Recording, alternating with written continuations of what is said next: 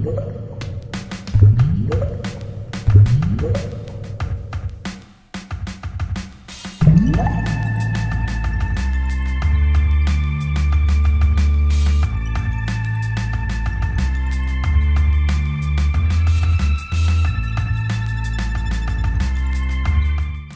episode brought to you by MeepleRealty.com, your source for high-quality custom board game inserts. Meeple Realty, think inside the box. Hey everybody, welcome to Board Online, Board Offline. All right, today we've got a Kickstarter update for you. Now, it has been since October that I have given you a Kickstarter update, so needless to say, there has been some new stuff that has happened. Now, first off, we're just going to go through this in the order that I'm expecting right now things to show up. So we've got Kingdom Death Monster Wave 2 that is currently being fulfilled. Now it started fulfilling March 3rd. However, I have not received my shipping notice yet. I'm not too concerned about that yet because Wave 1, which was primarily the core box and a few other things, sorry about that, gotta silence my phone, but Wave 1, which was primarily the core box, took approximately a month and a half or so to completely fulfill. So Wave 2, we're 3 weeks in. If I don't hear anything in the next 2 weeks or so, I might start getting a little bit worried and I'll do the proper emails and stuff like that, figure out what's going on. In my Wave 2, what I only got 2 expansions, and Wave 2 is basically all the expansions from the first Kickstarter. So what I did was I got 2 expansions out of those available. One is the Manhunter and the other is the Flower Knight. Now the Flower Knight is a quarry that you're able to hunt for resources. And if you're not familiar with Kingdom Death Monster, it's this massive, dark, just dreadful existence that these survivors are living in, and they have to hunt these horrific monsters that really are much more powerful than they are, at least initially, in order to survive. They have to hunt them and get resources from them, but there's the monsters that you hunt, the quarry. There's also nemesi, something like that, who will come after you, and actually, if you beat them, fantastic, but you get little to no resources for defeating a nemesis monster. So I got one nemesis and one quarry. The Flower Knight's the quarry, so I'll be able to hunt him, get resources, that sort of thing. And then the Manhunter is the nemesis, and this guy looks absolutely badass. You can see a picture of him on the screen at some point during this little segment here, I'm sure. So I'm very excited about both of these. My current campaign, my current solo campaign, looks like it's probably coming to an end soon. I'm down to, I think, 5 survivors left in my settlement. And unless I can get some baby making going here pretty soon or something, that settlement is going to end pretty. I mean, that's one more total party kill away from not being able to take a full party out to hunt. So I've so far suffered 3 total party kills in a row. So clearly I have made some poor decisions. Moving down the list, the next thing we've got coming up is 7th Continent. Now, this was originally supposed to fulfill this month. However, there's been some, there's been some issues with the ship that's coming to the United States. It's supposed to dock in Jacksonville, Florida, and it was originally supposed to dock somewhere around, I think, the 7th of March, something like that. And now it's looking like it may have arrived in port a couple of days ago, on the 23rd. Anywhere from the 23rd to the 27th is when it's now supposed to dock down there in Jacksonville. So they could have already unloaded my copy of 7th Continent. Either way, once it unloads off the ship, it usually takes another 2 weeks. So I'm expecting this one sometime in early to mid-April to show up here. So not too much longer to wait on 7th Continent. This is another game that can really be a massive game. It takes up a lot of time, so I don't know how I'm going to fit this in with Gloomhaven and Kingdom Death Monster. I've already really lost a lot of gaming time because we're in the middle of moving from this house to a new house, and so because of that, that's why I haven't even been playing board games for about 3 weeks now. That's also why the channel has slowed down. But either way, I'm gonna have to find a way to play 7th Continent because this game looks fantastic. This is a game where you are, the entire world is a set map, except you still, it's modular in the sense that you don't see the whole thing and you slowly are laying it out. But it's not random, it is set. And then there are predetermined events that can occur on these on the cards that make up the map. There's numbers on there that help you then connect you to certain events, and you are just trying to puzzle your way through this and figure out how to lift this curse that has been placed on your character. Apparently it has a save feature because the certain game, an entire scenario can take multiple hours, and so it has a save feature where you break the map back down and then set it back up. But apparently it's very easy to do, like 3 to 5 minutes to save and break down the map, and then 3 to 5 minutes to set it back up. I can't wait to see if that's really how easy it is. The game comes with something like close to 1,000 different cards, and I'm very excited about this one. And like I said, it should be here in the next couple of weeks. You'll be sure to get an unboxing for that one, as well as hopefully how to play video. I got to see how this one's set up. This one is a little unique. May not be able to get how to play video for this one, but definitely will get a gameplay video for certain on this one. Now, in May, and I don't know if this is going to be... It could be late May, perhaps, maybe moving into June. But in May right now, it looks like that's when Kids on Bikes is going to show up. Now, this is not a board game. This is an RPG. I've never played RPGs before. I've messed around a little bit with the demo version of Kids on Bikes that you can download. But now we have the real hard book that will be showing up here hopefully in May. Like I said, it was supposed to be earlier than that, but then the Chinese New Year messed things up, and there were some delays and whatever, that sort of thing happens. So it should be here in May, and this is like, imagine Stranger Things in RPG form. It was heavily influenced by Stranger Things. It takes place in the 80s. You have both kids and adults that could be in the game as far as characters go. But one of the characters that shows up is going to be a powered character of some sort. And this is much more heavily storytelling than it is mechanical RPG. You can still have characters die, that sort of thing, but it's not built for campaign play. It's more like an individual, a one-off play, from what I understand. But this one looks like it could be a lot of fun. I'm a little nervous about being able to really run a game of this successfully, but it's a challenge. I feel like this is a good one to try that out with, and I'm excited to give it a shot. Next up, we've got Founders of Gloomhaven, which is also supposed to show up in May, possibly June.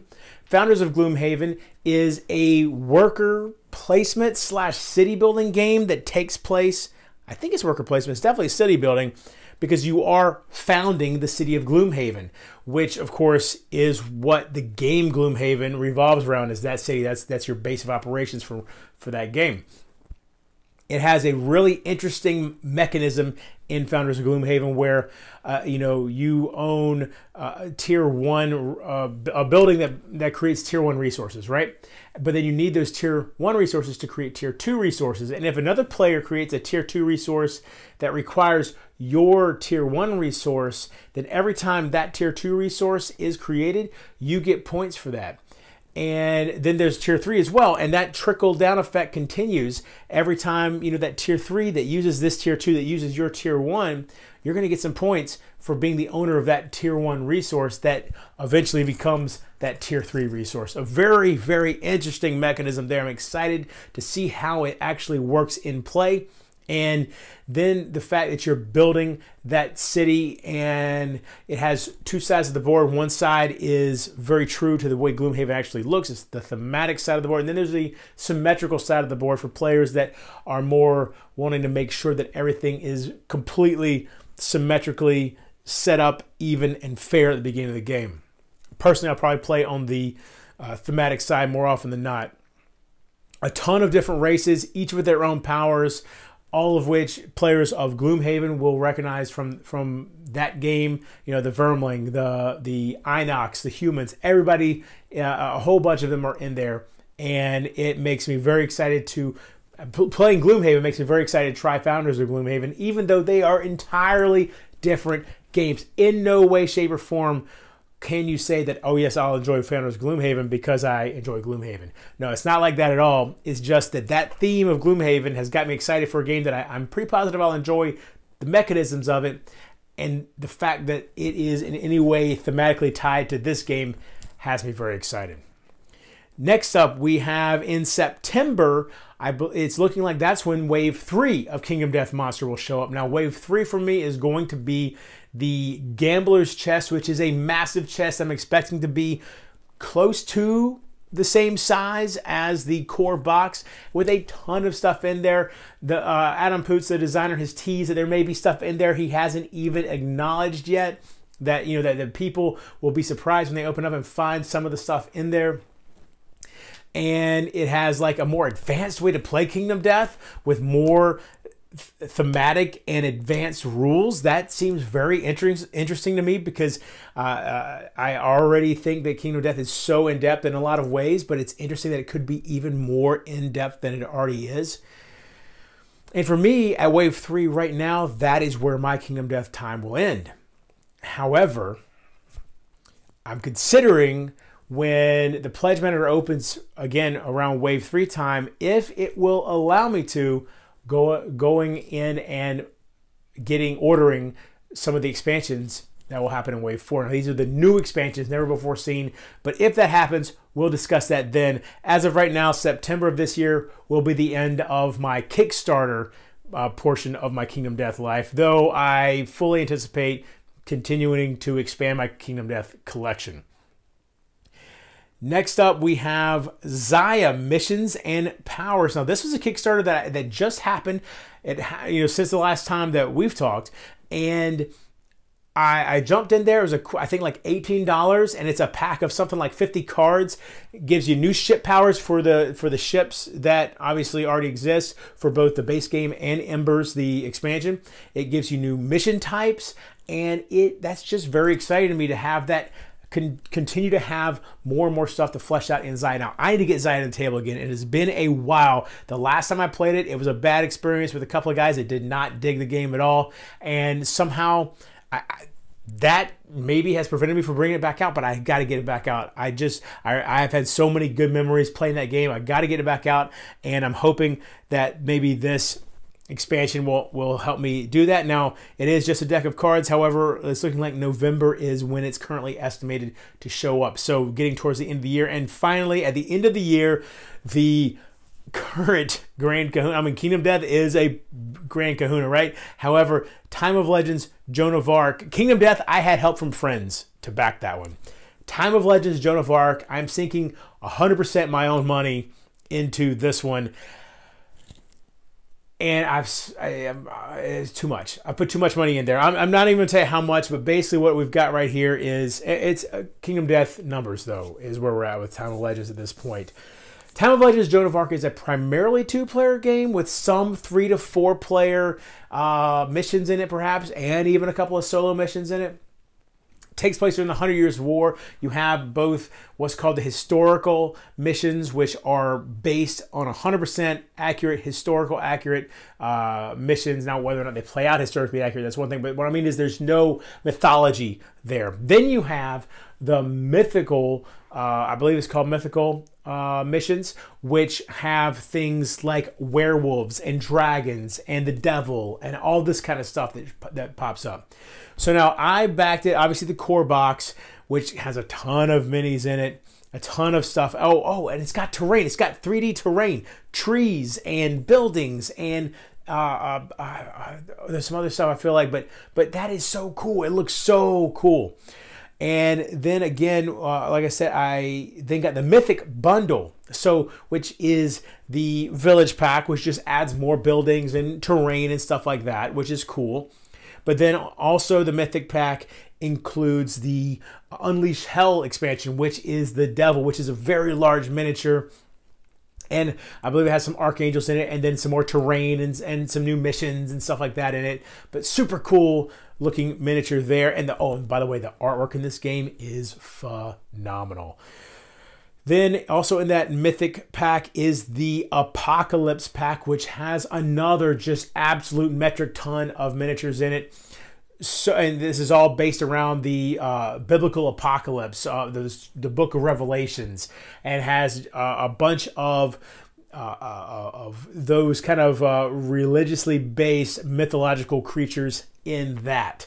And then there's the Dragon expansion, which is the biggest miniature I've ever seen. It's honestly a little bit ridiculous, and I love every minute of it. I cannot wait to get my hands on this. And the best part is, unlike Kingdom Death, which I understand it's part of the hobby, I have fully enjoyed putting those miniatures together. But the Dragon, it comes in 3 pieces, the 2 wings and the Dragon. You pop them on, you're ready to play. Very excited about that. I don't know if I'll ever paint that thing because I don't know if I can afford the amount of paint that'll be required to paint this giant beast of a miniature. And so those are the 4 expansions that come in the Mythic Bundle, but I wasn't done yet. I needed to get the Siege expansion as well, which is a castle that you can then have these siege battles with one person defending the castle, one person fighting, trying to get through. Whew. All of those things in the Time of Legends Joan of Arc, they have really... You know what I think it is one of the first games the wife and I used to play and enjoy a lot was this 2-player skirmish game. What was it called? It was a Dungeons and Dragons brand. Oh, what was it? I can't remember. It'll show up on the screen here. I'll show you what it was. But it was okay. We really enjoyed it though because it was head-to-head. And there was something really cool about this. Well, Joan of Arc is primarily a head-to-head game with all these miniatures, all these tactics, all of this dice rolling, but then also very clear tactics and card play. And it looks like it is going to be an absolute blast. And it's such a beautiful game as well. That is the Kickstarter update for March 2018. I hope you have enjoyed this. I hope you see something that you might want to pick up. The Joan of Arc Pledge Manager is still open. You can still go in there. Kingdom Death is closed at the moment, but it'll probably open back up for Wave 3 a little later this year. And these other ones, with the exception of 7th Continent, all the rest of this is going to hit retail at some point. Keep your eyes open. If you want to support the channel, we have a Pod Pledge page. Find that in the description below. Purchase t-shirts from geekygoodies.com, also in the description below. And thank you again, and until next time, for Board Online, Board Offline.